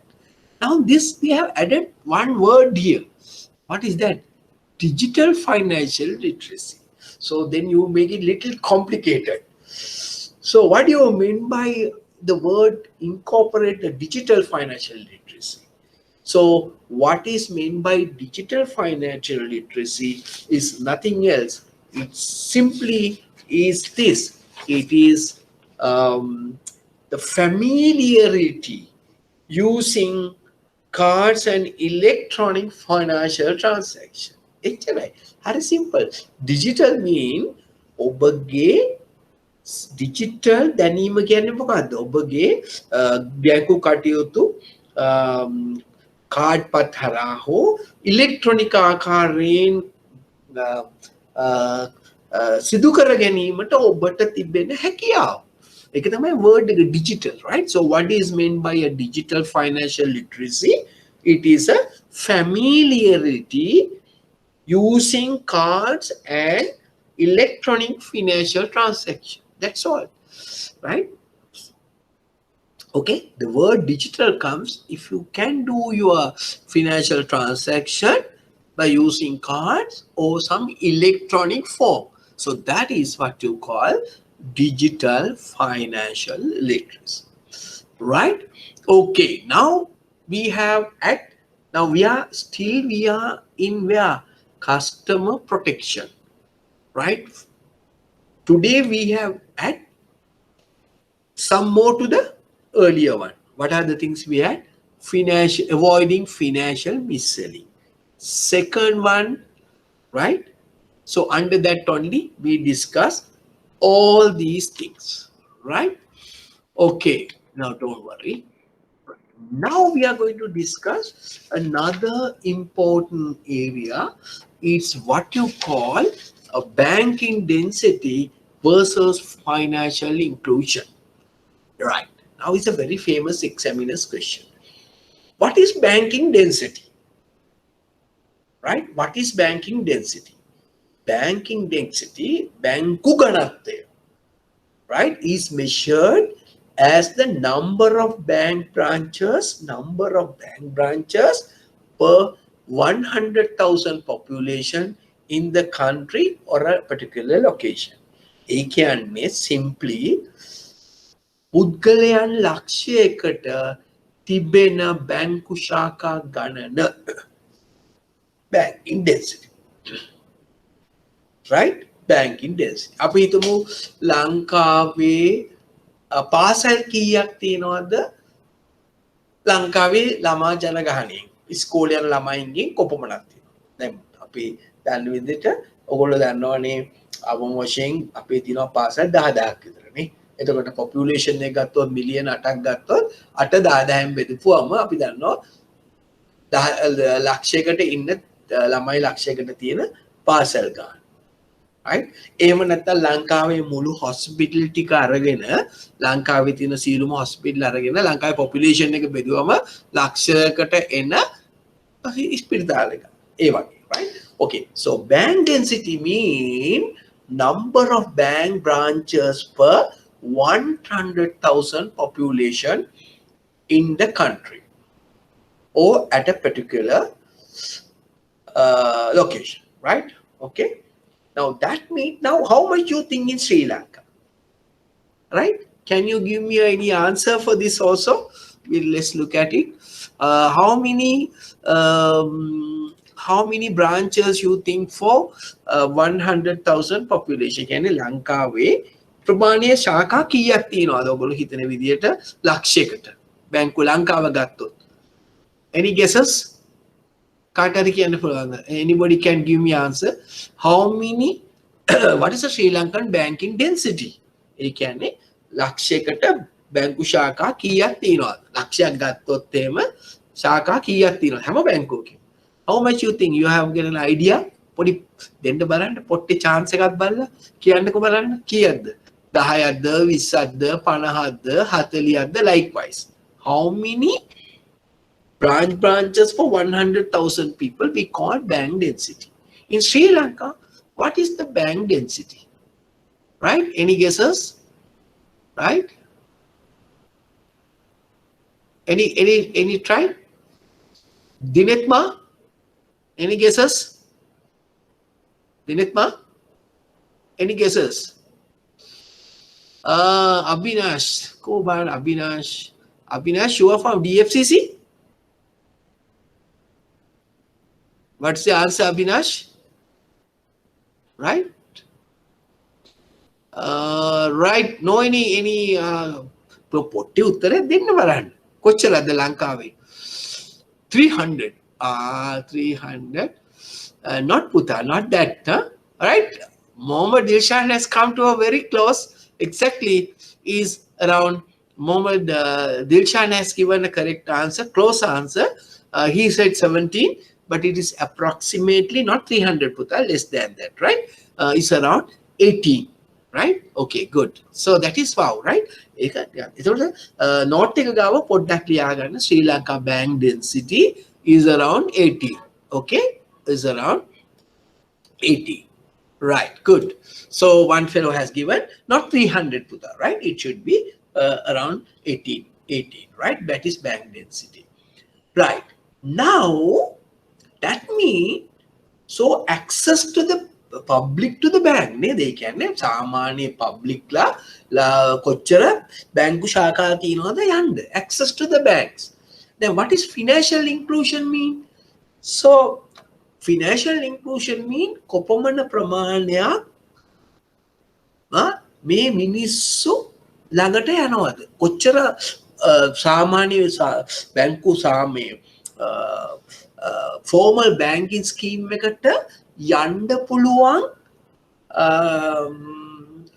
ප්‍රමාණයක් කොපමණද right දැන් හිතන්න දැන් ඔයගොල්ලෝ financial inclusion කියන්නේ කොපමණ පිරිසකට මේක serve කරන්න පුළුවන් එහෙමනම් මේ bank density financial inclusion අතර තියෙන්න ඕනේ සම්බන්ධතාවය what is the relationship between banking density and the financial inclusion right කොයි වගේද තියෙන්නේ එකක් වැඩි වෙනකොට එකක් අඩු වෙනවද that is what you call what you call indirect proportion no what is it direct අපි කියන්නේ අනුලෝම ප්‍රතිලෝම කියන right direct relationship bank density එක වැඩි වෙන්න financial inclusion එකත් වැඩි වෙනවා right okay why is a directly proportionate right හරියට නම් උෂ්ණත්වය පීඩනය අඩු වෙනවනේ උඩට යන්න නේද අපි ඉගෙන ගත්තනේ A level O level වලනේ ඒ වගේ banking density එක වැඩි වෙන්න financial inclusion එකත් වැඩි වෙනවා එහෙමනම් if indicates the access of the public to banks and financial services. That is what you call banking density. Indicates access of public. So therefore, the greater the density, the greater will be the financial inclusion, which means greater access to financial services. You got the point now? Right. Now, I ask you a small thing. Try to understand.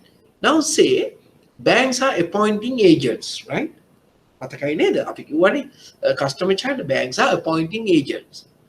Appointing more agents increasing the financial inclusion or not? Same thing, no? If the examiner asks you a different way, improve banks are now taken step to appoint agents to do a limited banking transaction. How it impact the financial inclusion? So the answer, like bank density, is same, right? Like bank density, if you are appointing more agents, the financial inclusion is increasing. Why? Agents are representing the banks. So therefore, appointment of agents also increasing the financial inclusion. Remember that. Okay? Right. Good.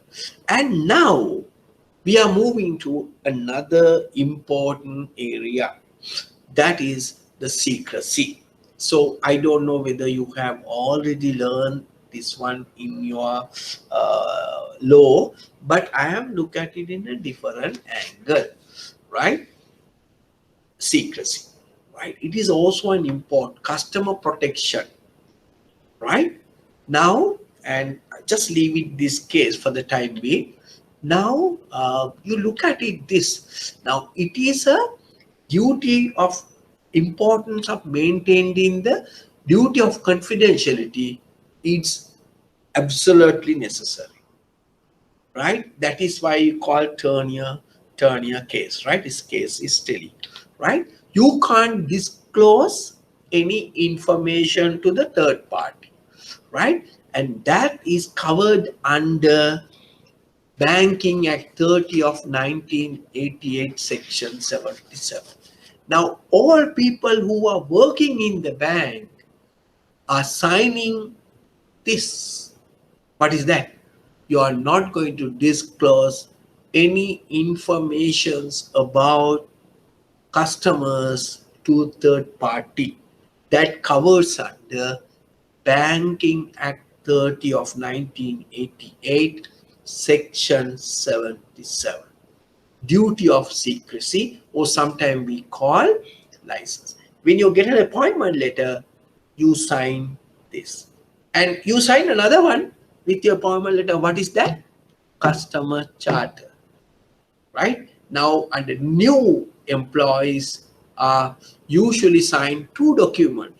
One is duty of secrecy or confidentiality. Second one is customer charter. So you, when you join newly, so you are signing these documents. The students may be with the bank for maybe 10-15 years ago, they have not signed charter, but they subsequently they have to sign. Now they have already signed, right? Okay. So that is another important things to customer protection. So now think about, now if you are working in a branch, say Ratmalgoda branch or some, okay, we say Tissamaharama branch. You are A bank, Tissamaharama. One Mudalali comes who is in next close to you. ඔගොල්ලොන්ගේම ගෙවල් පැත්තේ ඉන්න මුදලාලි කෙනෙක් ඔගොල්ලොන්ගේ බැංකුවට ඇවිල්ලා සල්ලි දානවා. ඔයා ඒ බැංකුවේ වැඩ කරනවා. හැබැයි මුදලාලි ඉන්නේ නිකන් සතේ නැහැ වගේ තමයි ඉන්නේ. ඔයා මොකද ගිහිල්ලා කියනවා ගෙදර අම්මට ගිහිල්ලා කියනවා අම්මේ මේ අර ජිනදාස අංකල් ඕම හිටියට සල්ලි තියනවා බැංකුවේ මෙච්චරයි කියලා. ඕක ගිහිල්ලා තාත්තා කියලා තව කෙනෙකුට ඒ පාර හොරෙක් ගිහිල්ලා මෙයාගේ පුතාව උස්සන් යනවා ජිනදාසගේ පුතාව උස්සන් කියලා කියනවා මෙච්චර කප්පන් දියා. ඒ පාර ජිනදාස කියනවා අනේ මට සල්ලි නැහැ. බොරු කියන්න එපා. ඔයාට සල්ලි ඔයාගේ මේ බැංකුවේ මේ ශාඛාවේ තියෙනවා මෙච්චර සල්ලි. ඔයා කොහොමද දන්නේ? මට අර අල්ලපු ගෙදර ළමයා කිව්වනේ, ඒ තාත්තා කිව්වනේ ඔයාගේ බැංකුවේ තියෙනවා කියලා. මලා නේද? එහෙම වුණා නම්. So therefore that is important for you to maintain the customer's duty, secrecy, customer information. අම්මටවත් කියන්න යන්න එපා. කිව්වොත් ලෙඩේ පුතෝ. හරිද? ලීක් කුණොත් එහෙම. අපි ඒකට පස්සේ කතාවක් තියෙනවා, right? So therefore it is a duty of you to maintain this. හැබැයි මේක accept කරන්න පුළුවන් කාරණා කීපයක්. The by court of law. Suppose you get a court order, so then only the bank can disclose the information, right? Or maybe the person himself requesting to disclose the information, yes, you can disclose. Or otherwise, if the performance of duties, now say for an example, he has taken a loan.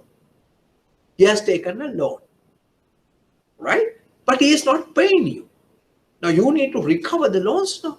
So then you can disclose the information to the third party or maybe for courts for performance of your duties. Third reason, in order to comply with the provisions of any act. Now say for an example, Inland Revenue Department, FIU is asking customer information. So that of course you need to provide. අර නේද? Crip bill එක දෙන්න එපා ඊතරතර. මෙන්න මේ කරුණු තුන අරුණුකොට, so you are not supposed to provide information to third parties, right? Remember that you are not supposed to provide information. Now, as I told you about the court, they may order you to inform, yes, you need to do. Or maybe customers in writing, or means phone, yes, you can give, right? In writing or implied or express conditions, right? Or otherwise, Inland Revenue Department or Tax Department will ask, we need to provide. Or maybe financial FIU, we will discuss what is FIU. Some organization legally you are supposed to give, unless otherwise you are not supposed to disclose all this information, right? Now look at it, the criminal penalty. Then අපි හිතමු ඔයා මේවා අමතරව ඔයා ඔන්න තොරතුරු කිව්වොත් ඔයාට මොනවද හම්බෙන දඩ, right? අන්න ඔතනින් ලියා ගන්න, right? Section, now what is the secrecy? Section 77 30 of 1980, that is the law personing 1988, 30 of 1988, Section 77. Ekam liyagana criminal penalty 1988, Act number 30, Section 79. Section 79. Right? If you are not maintaining the secrecy, what is the penalty for you? Offense liable, you are liable for 1 million. දැන් මොක හරි පොඩි ගාණක් නේ. ඉතර කියලා 1 million දුන්නා මොකද කියලා හිතනවා. 1 million no 3 years imprisonment. අවුරුදු 3ක් හිරේ. මොකද්ද දඩේ? දැන් හදිසියෙම ඔයා කියලා අහුනොත් ඔයාගේ දඩේ මොකද්ද? හැබැයි ආරක්ෂාවත් අයින් කරනවා. දඩේ රුපියල් මිලියනයක් හෝ අවුරුදු 3ක් හිරේට එම නැත්තම් both 1 year 1 million fine, offense fines, 1 million or 3-year imprisonment, 3-year imprisonment or both. They come in the pool. Okay, right. What is the section? Section 79. Okay. Now you look at it. The questions, how many times these questions comes, right? Now say 2015 March. Look at the question. Section 77 of the Banking Act covers, in my subject, in our financial crisis management, Section 77 of the Banking Act covers provisions for the most important aspects of customer information. How do you call this provision? What the answer? Secrecy, right? Okay, then again 2017, the same question asks, what is the most important customer related aspect covered by the Section 77 of the Banking Act number 30 of 1988? What is it? Confidentiality or banker's secrecy. Okay, simple, right? 2 marks. Now you not only that, you see in 2018, same question asked. What is the most important customer related aspect covered by the section? Again, the confidentiality. And 2018 also asked, without asking the case, no? What is the banking law enforces the secrecy? Secrecy, yeah, secrecy anyway, secrecy, spelling mistake, right? Secrecy of the customer information. What is the law?